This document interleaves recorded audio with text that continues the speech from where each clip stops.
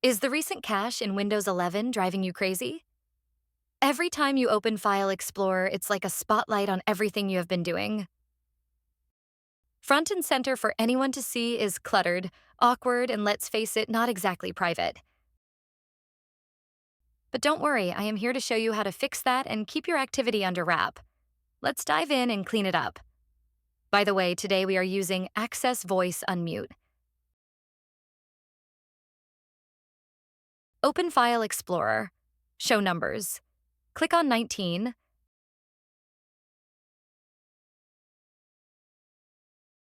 Click on Options. Click on Clear.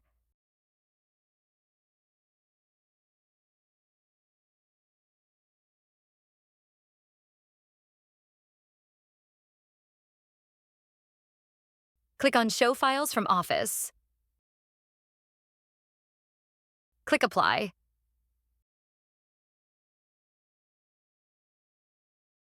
All right, click on OK. Close window. And that's it, guys. Now your File Explorer is looking clean and sleek. Just the way it should be.